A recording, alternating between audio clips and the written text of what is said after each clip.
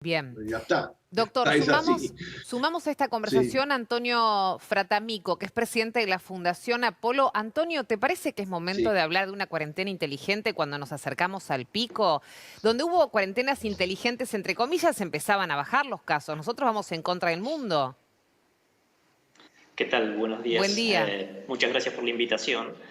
La realidad es que sí, a ver, nosotros desde la Fundación lo que proponemos es una cuarentena inteligente porque nos hemos dedicado a hacer estudios. De hecho, hoy va a salir nuestro primer estudio sobre el coronavirus, y la realidad es que en los países que se puede considerar la normalidad, es decir, que el virus atacó y de manera desprevenida,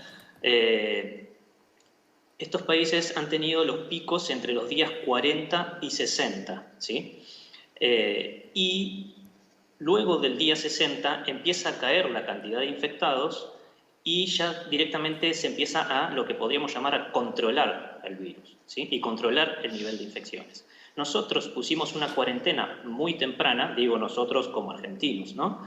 Pusimos una cuarentena muy temprana y lo que sucedió fue que hoy en día tenemos ya 89 días, si mal no recuerdo, de 89 días, sí. cuarentena, y sencillamente todavía no llegamos al pico, y el pico cada vez se estira más. Es que a lo mejor no Claro. ¿Qué llegamos pasa? al pico, Nuestros estudios, perdón, Antonio, no llegamos al no sé, pico porque se hizo una cuarentena temprana. Es muy posible, claro. claro, Y entonces, sí, ¿cuarentena obviamente, sí o pero cuarentena no?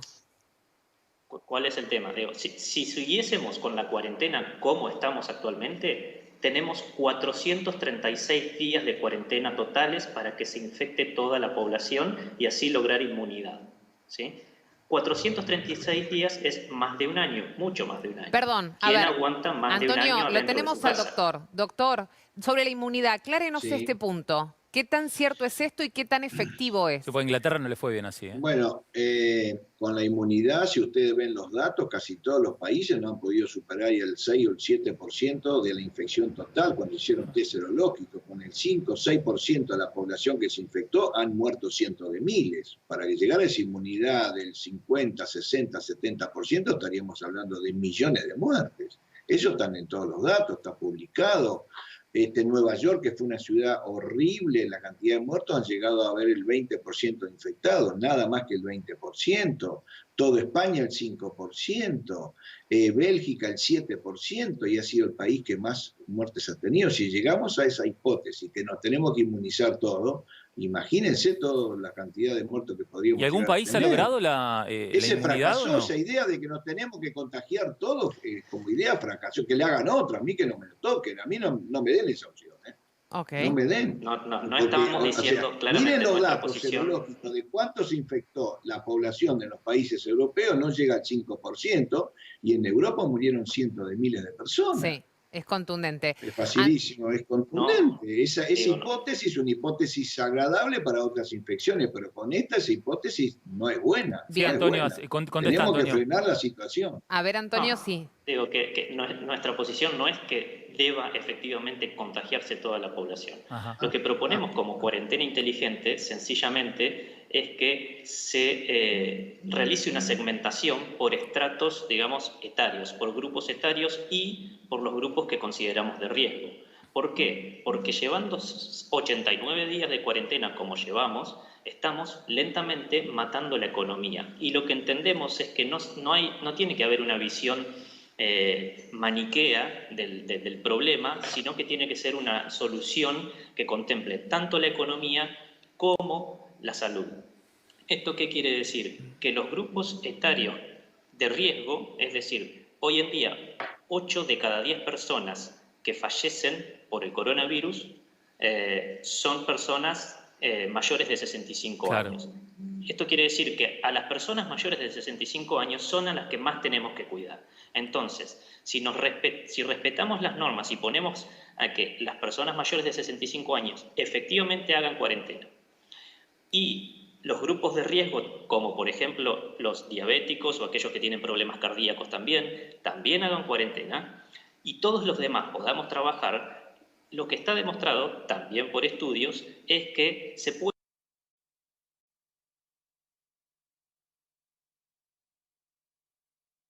puede elevar el pico rápidamente en personas con edades y sin problemas de salud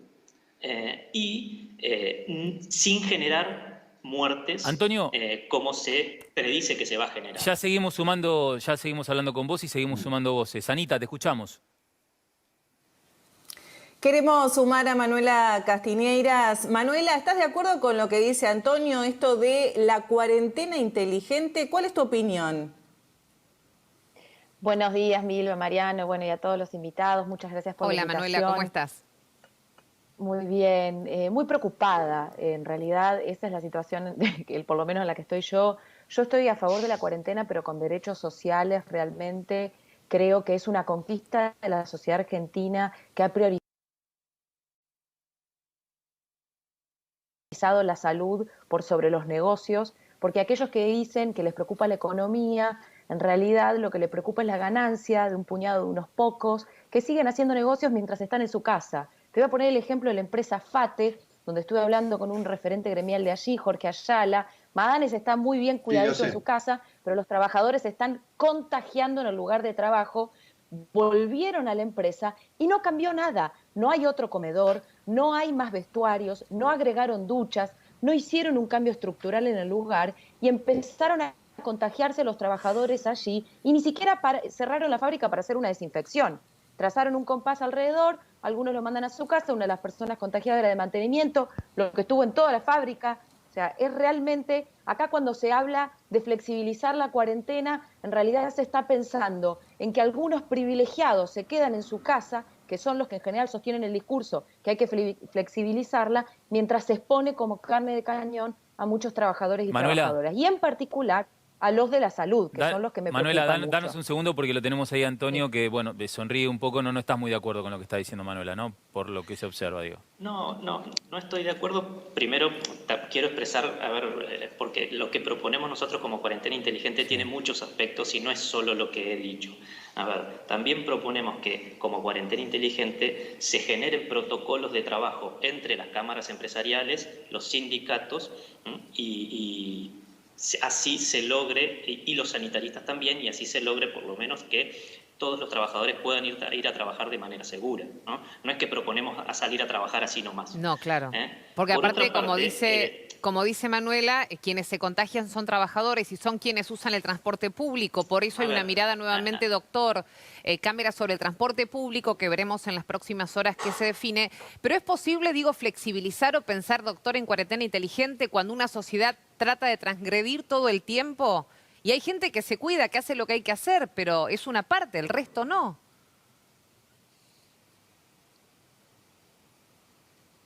No sé si el doctor me escucha o yo no lo estoy escuchando. Yo creo que no se escucha, pero tiene un problema con el sonido, debe estar Ay, muteado. capaz que se apagó. Ahí ¿me escuchan ahora? Ahora sí, perfecto. Yo estoy de acuerdo con ese concepto de cuarentena inteligente, una manera inteligente de hacer las cosas, priorizando actividades, y yo soy, digamos, probablemente dentro del grupo que más está preocupado por la situación económica. Entonces, yo quiero que los negocios del barrio funcionen, eso a mí me parece bien, pero quiero que al mismo tiempo, si el negocio del barrio funcione, que tenga todo un estándar de cuidado y que la gente no aproveche que tenga un negocio y entre a dar vuelta por la calle un poquito al divino botón, por así decirlo. No sé si me entienden. Sí, claramente. Tener un cuidado muy estricto, y a mí me parece bien porque el virus en Pekín volvió, o sea, ya estoy cada vez pensando más que vamos a tener que convivir con el coronavirus un buen tiempo, que no se va a ir. O sea, la noticia que volvió en Pekín y que hoy están muy preocupados, es una noticia horrible epidemiológicamente. Tal cual. Es horrible, porque sentir que este monstruo no se nos va, que nos descuidamos un poco y aparece. Por eso el concepto, a mí me gusta el concepto de reformular todo el sistema de trabajo, todo el sistema de cuidado, pero deberíamos ir, digamos, a priorizar desde mi óptica todo lo que tenga que ver con la estructura productiva y comercial. Y lo último es el entretenimiento. Lo sigo defendiendo esta muerte, aunque me peguen tiro y se enoje todo el mundo. Es que es difícil decirlo, digamos, claro, es entendible. Bueno, pero sí, pero tenemos que priorizar la estructura económica también de mucha gente que está con Hablando de la estructura económica y también de la cuestión sanitaria, vamos a seguir sumando voces. Ahí aparecen en la pantalla dos Georginas. Tenemos a la izquierda, en la parte inferior, a Georgina, que es enfermera del área de COVID del Hospital San Roque, y a la derecha, abajo, a Georgina, que tiene una marroquinería en el centro de la ciudad de Buenos Aires. Fito, presentalas, por favor. Sí, vamos a arrancar por la primera Georgina, que es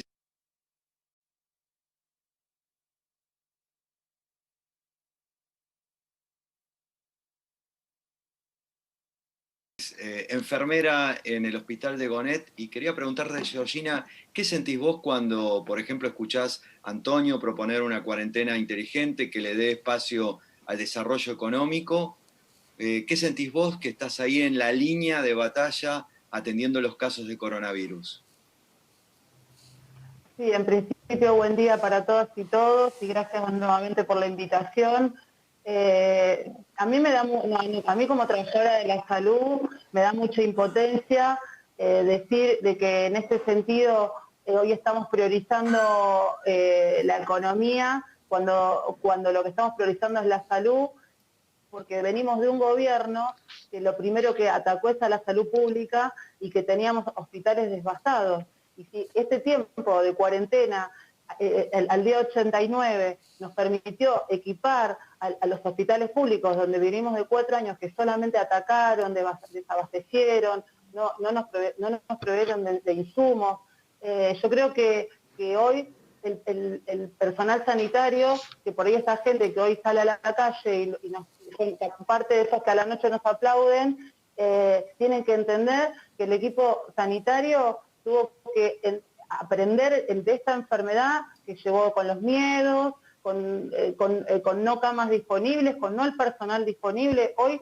desde que arrancó la cuarentena, el gobierno nacional fue nombrando personal sanitario para poder abastecer, porque no teníamos recurso humano, no teníamos camas, proveyeron de camas de terapia intensiva, fuimos cambiando los protocolos, fuimos aprendiendo el día a día. Entonces yo creo que la economía se puede recuperar y tenemos un gobierno que va a dar respuesta, pero sí la salud, en este sentido, pudo que este pico que hoy era sabido que iba a llegar, pudo abastecer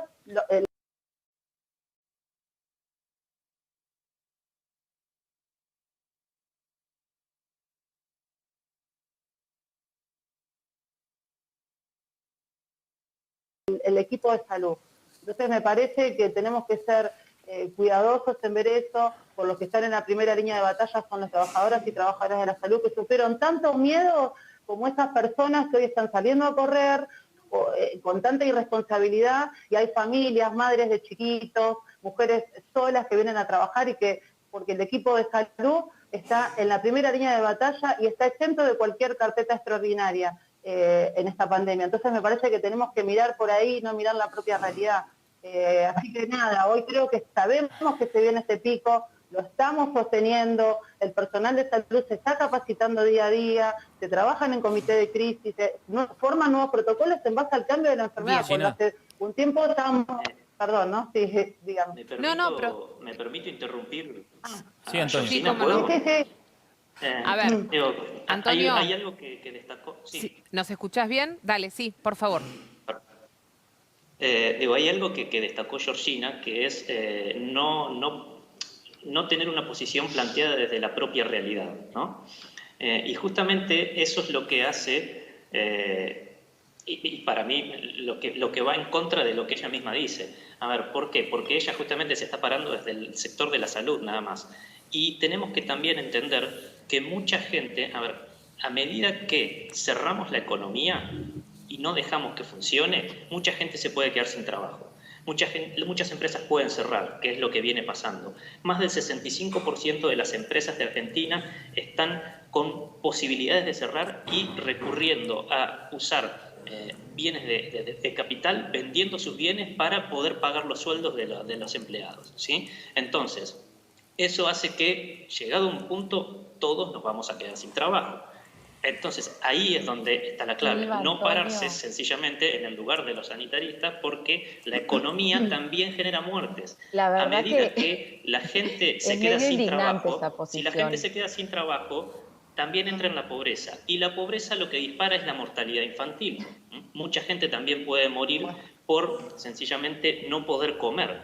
y también van a aumentar otras enfermedades Bien. debido a la Tenés caída una de la enfermera defensa al de la lado. pobreza. A ver, La verdad que ordenemos, así nos escuchamos todos. Sí, si me Manuela. permitís sumar algo, Sí, claro. muchas gracias. La semana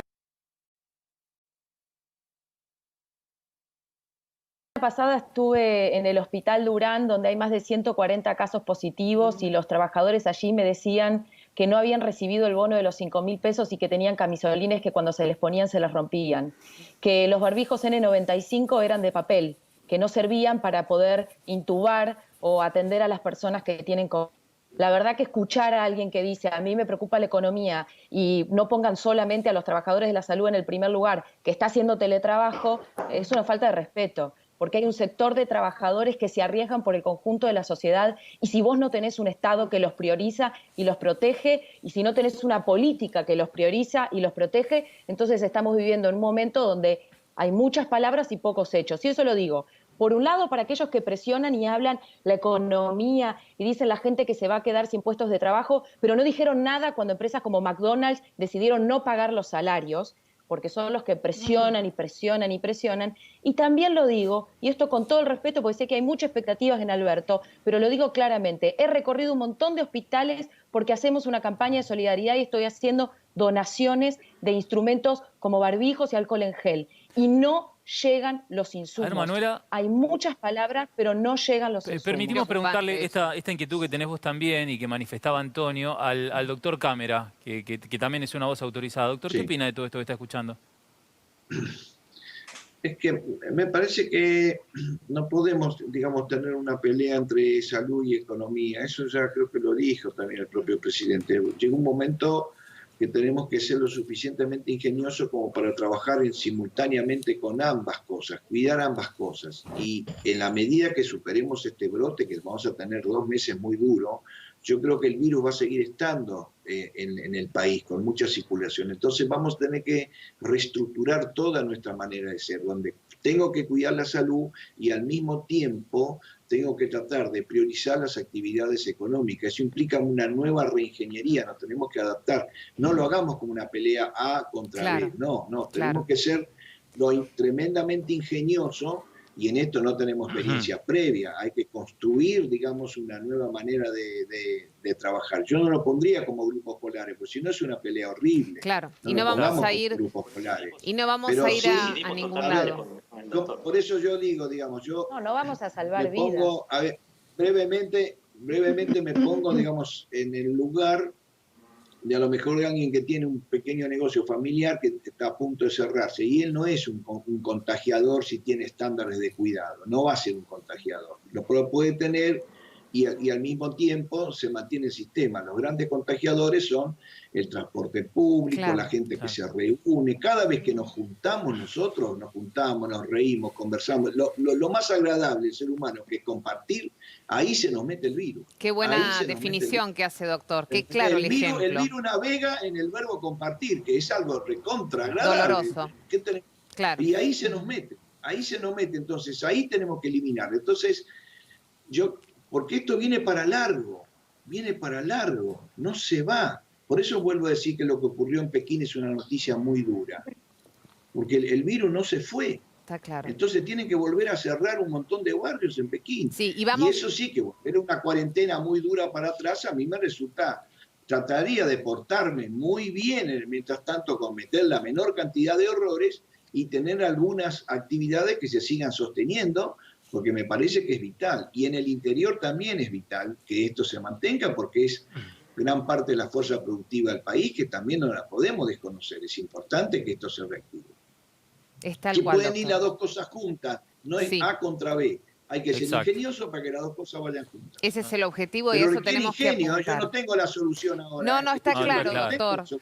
Pero Si la sí, tuviera, se hubiera terminado todo esto hace Claro. tiempo, Una doctor. ingeniería. Confiamos pero en sí él. está claro la postura Sí. que usted define y que nos parece la de encuentro finalmente. Ese es el punto de encuentro. Hacia ahí tenemos Sí. que ir, si no vamos a estallar por pedazos. Fede, sumate, Pero por mientras favor. tanto, cuidémonos, por favor. les Claro pido, que sí. Por favor, les Y el pido tema a la del- ciudad de Buenos lamentablemente Aires, la- hagamos autocontrol. Eso que acaba de decir, doctor, que compartir es lo que más disemina el virus, lo que más nos gusta, ¿no? Lo más humano, lo más lindo. Y es lo que tenemos que evitar. Es lo que tenemos que evitar. Fede, tenés otra historia para Lo que pasa es que presentarnos. también hay personas Sí, obligadas a quiero compartir. consultarle a Georgina Comerciante, porque hablamos, cuando se habla de la economía, una y otra vez, parece que tenemos dos posturas muy diferentes. Aparecen los monstruos de siempre, las grandes corporaciones, y las pequeñas pymes, los comerciantes, aquellos que están por perder todo, también parece que no se sienten muy representados. Le quiero preguntar a ella, ¿cuántos empleados tiene, a cuánta gente le da trabajo y cómo está llevando esta cuarentena? Hola, ¿qué tal? Buen día. Mira, la verdad tenemos 40 empleados y es muy duro. Yo entiendo que hay que cuidar, como ustedes dicen, no es una guerra de A contra B, pero realmente es insostenible. Ya van 3 meses que no facturamos nada y la verdad que es insostenible, y no solo los sueldos de los empleados, son alquileres, que si bien los dueños de las propiedades nos ayudan, siempre hay que aportar algo, son servicios. Es toda una estructura que hay que mantener, que yo entiendo que uno dice McDonald's o grandes corporaciones, pero la mayoría de los comerciantes no son McDonald's.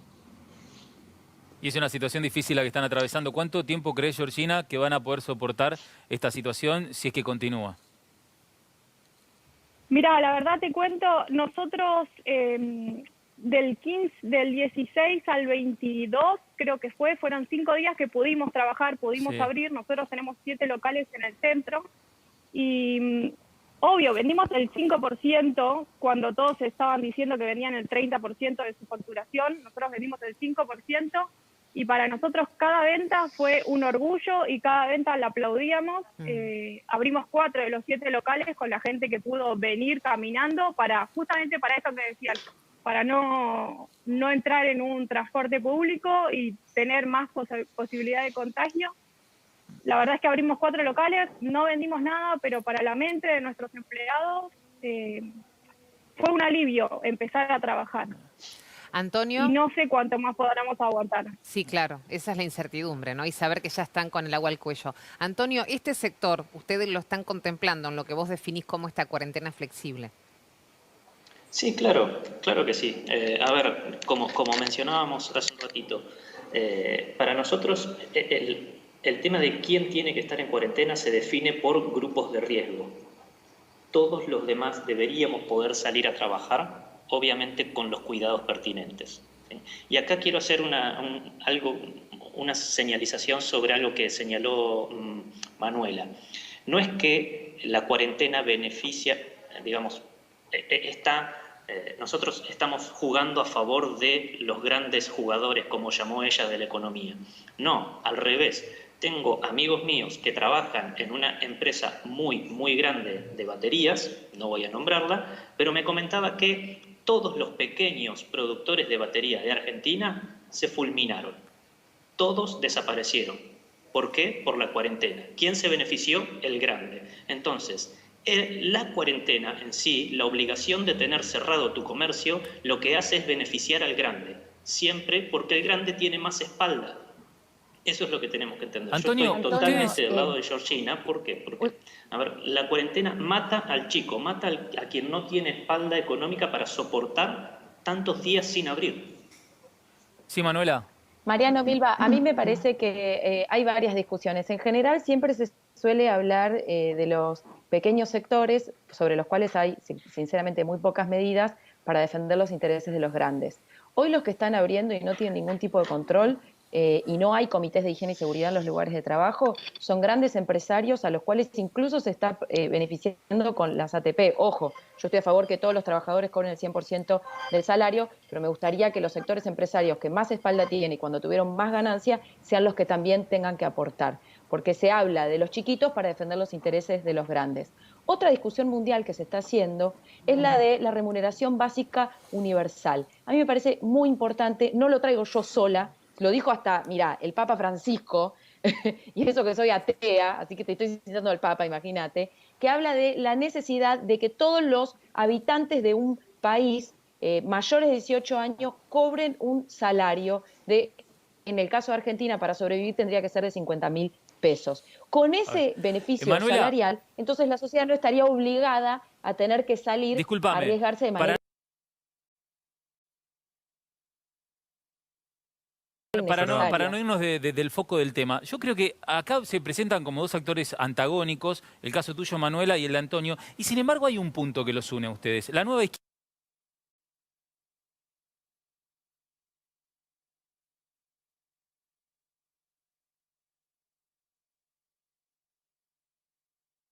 izquierda que vos representás muy bien desde hace años, Manuela, es una fuerza política que está con presencia fuerte en la calle. Antonio, corregime, ustedes acaban de presentar un habeas corpus para que la gente se pueda manifestar en vía pública, ¿es verdad o no? Es verdad. Ahora, sí, ustedes dos, en ese punto, ¿no hecho, encuentran una coincidencia? Porque, Manuela, si no me equivoco, los movimientos de izquierda el 2 de junio estuvieron marchando en las calles de Buenos Aires por la muerte de Floyd.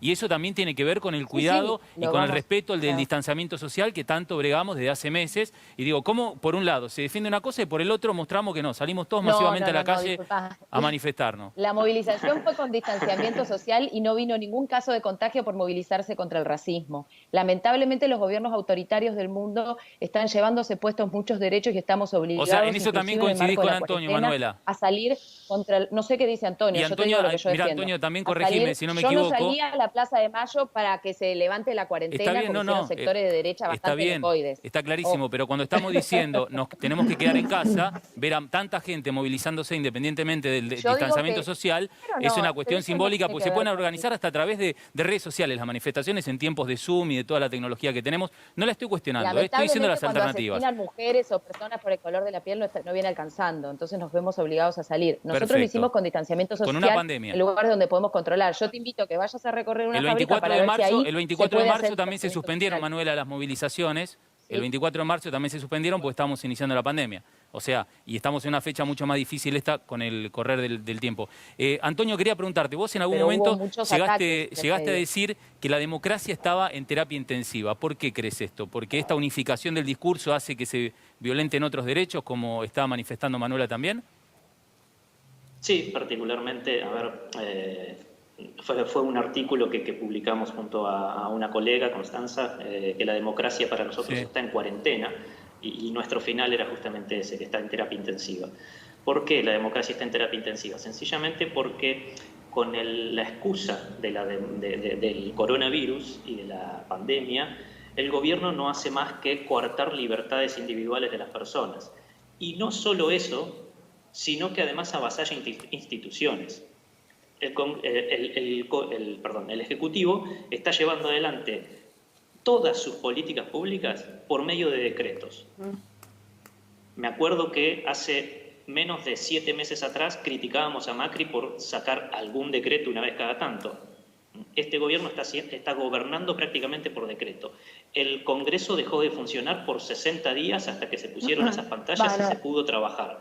Después, la justicia sigue sin trabajar. Nosotros estamos cansados de tratar de presentar amparos, pedidos de información pública, ¿ok? De hecho, yo fui a llevar un pedido de información pública al Congreso y me dijeron que no lo pueden tomar porque no hay gente. Y tampoco se puede mandar un pedido de información pública porque no tienen un correo electrónico por donde pedirlo. Entonces, sencillamente, ahí están vulnerando mi derecho como ciudadano a obtener información que es del Estado. Bien. Que es lo que queríamos saber, por hasta ejemplo. Ahí. Georgina, dame un minuto. Antonio, un minuto los dos. Necesito que vayamos, los invitamos a ir juntos un instante a Estación Constitución.